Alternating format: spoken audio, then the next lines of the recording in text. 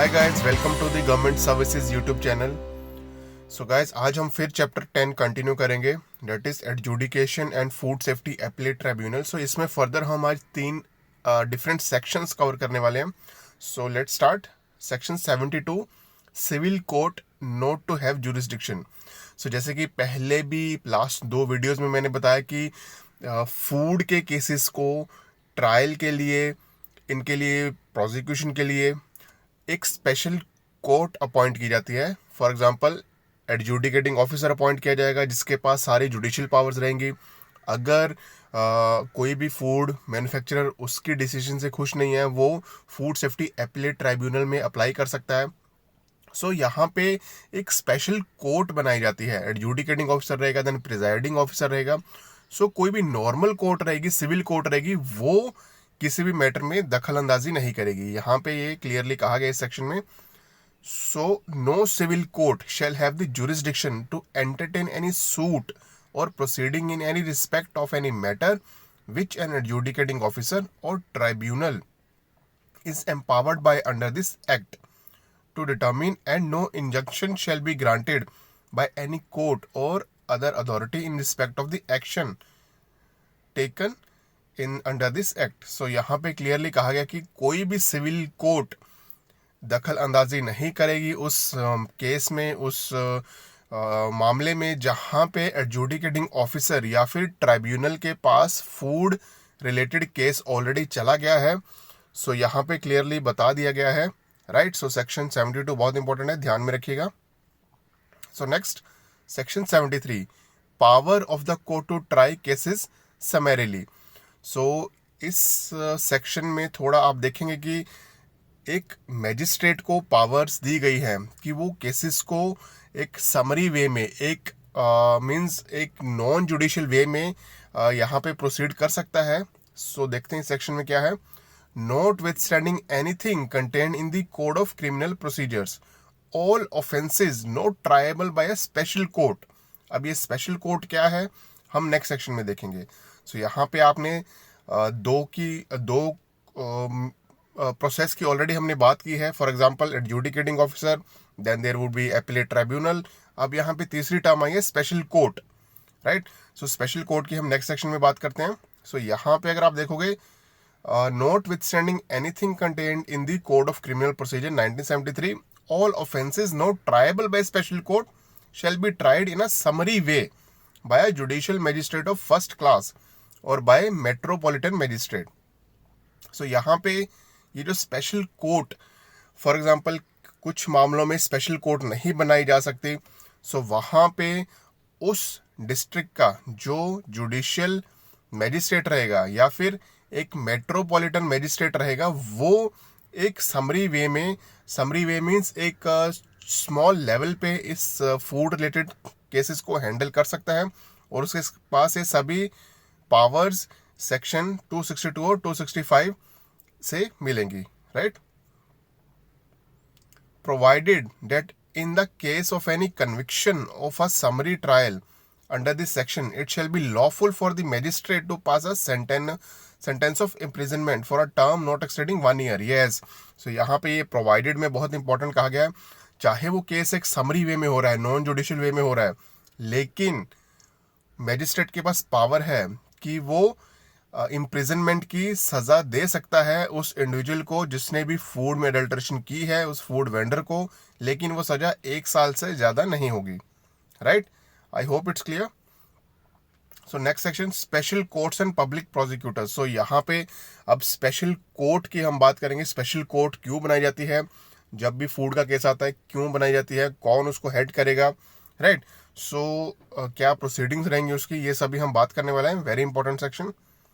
So the central government or the state government in their respective jurisdiction may, if considered expedient and necessary in public interest for the purpose of the trial of offence relating to grievance, injury or death of the consumer, for which punishment of imprisonment is more than 3 years prescribed under this act, shall by notification in official gazette appoint as many special court with the concurrence of Chief Justice of the High Court as may be necessary within the area.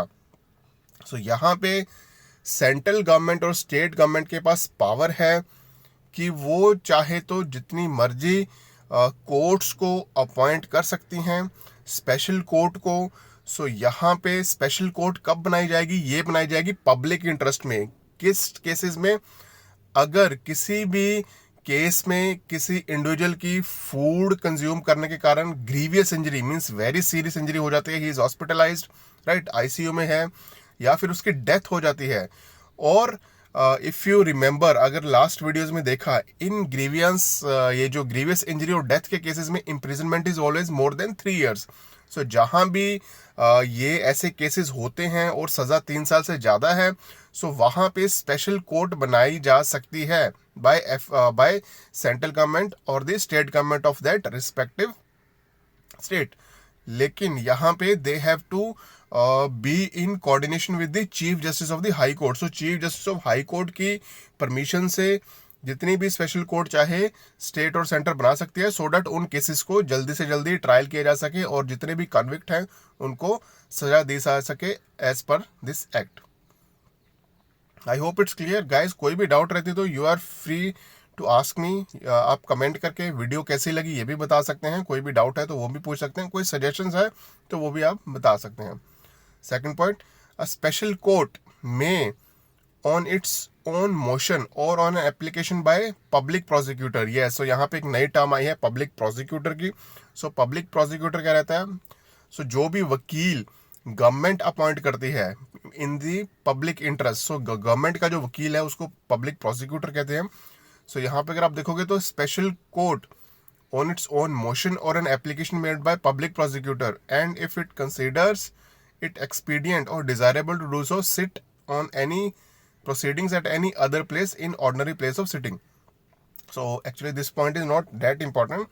Basically special court के power रहती है कि वो कहीं भी अपनी अदालत लगा सकती है। अगर मैं सिंपल वेज में कहूँ, वो कहीं भी अपनी हियरिंग के लिए बैठ सकती है। It can be in that state or it can be in place appointed to them or any other place as they feel necessary. Third point, the trial under this act of any offense by a special court shall have precedence over the trial of any other case against the accused in any other court, not being a special court, and shall be concluded in preference of the trial of such cases, and accordingly the trial of such other cases shall remain in abeyance. So यहाँ पे अगर case special court के पास चला गया और वो case same case अगर कोई पहले लोअर कोर्ट में था तो ऑलरेडी ये ऑटोमेटिकली कैंसिल हो जाएगा लोअर कोर्ट से। अब स्पेशल कोर्ट ही उसको हैंडल करेगी। जो भी डिसीजंस लोअर कोर्ट्स ने दी थी वो सभी नल हो जाएंगी, वॉइड हो जाएंगी। अब जो है स्पेशल कोर्ट ही जो डिसीजन लेगा, जो हियरिंग करेगा, that would be final and binding, right. So यहाँ पे अगर आप देखोगे तो स्पेशल कोर्ट के पास काफी पावर्स हैं। Fourth point, for every special court, the central government or the state government, as the case may be, shall appoint a person to be a public prosecutor and may appoint more than one person to be additional public prosecutor. So यहाँ पे central government या फिर state government appoint करेगी public prosecutor को और उसकी further help करने के लिए 1 या 2 फर्दर एडिशनल पब्लिक प्रोसिक्यूटर्स को भी अपॉइंट कर सकती है। सो अब हम देखते हैं कि ये जो पब्लिक प्रोसिक्यूटर है उनके पास क्या मिनिमम क्वालिफिकेशन होनी चाहिए। So person shall not be qualified to be appointed as a public prosecutor or an additional public prosecutor or special public prosecutor under this section unless he has in practice as an advocate. Yes, so यहाँ पे उसको advocate होना चाहिए, तभी उसको appoint किया जाएगा for not less than 7 years. So 7 साल का एक्सपीरियंस होना चाहिए उसको। He should be an advocate for not less than 7 years or as held any post for a period of not less than 7 years under the union or the state requiring special knowledge of law. So यहाँ पे 2 an individual with 2 type of qualifications can be appointed as a special public prosecutor, additional public prosecutor और public prosecutor. So यहाँ पे 7 साल का experience advocacy में होना चाहिए। He should be an advocate for not less than 7 years और he should have a special knowledge of law, means वो गवर्नमेंट के साथ सरकारी नौकरी में होना चाहिए, गवर्नमेंट जॉब में होना चाहिए। And he should be working in law department, mean he should have a special knowledge of law and that should also be not less than 7 year. So 7 साल का एक्सपीरियंस तो चाहिए और उसके साथ लॉ की नॉलेज भी चाहिए। आई होप इट्स क्लियर।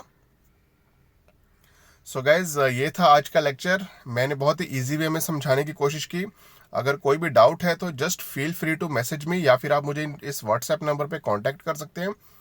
और ऐसे ही नई वीडियोस आती रहेंगी और नोट्स भी प्री के रिलीज़ करने वाला हूँ मैं। प्री एग्ज़ाम के नोट्स मोस्टली ये 10-15 दिन में next mid of next month में आ जाएंगे। सो आप प्लीज़ अपनी प्रिपरेशन स्टार्ट कीजिए। मैं आप सबके साथ लिंक शेयर कर दूंगा, आप वहाँ से नोट्स को ग्रैब कर सकते हैं। सो मिलते हैं नेक्स्ट वीडियो में। टिल देन प्रिपरेशन करते रहिए, एग्ज़ाम आने वाला है। सो तैयारी में लगे रहिए और कोई भी डाउट है तो मेरे को आप क्वेश्चन पूछ सकते हैं। सो कल मिलते हैं गाइस, टेक केयर।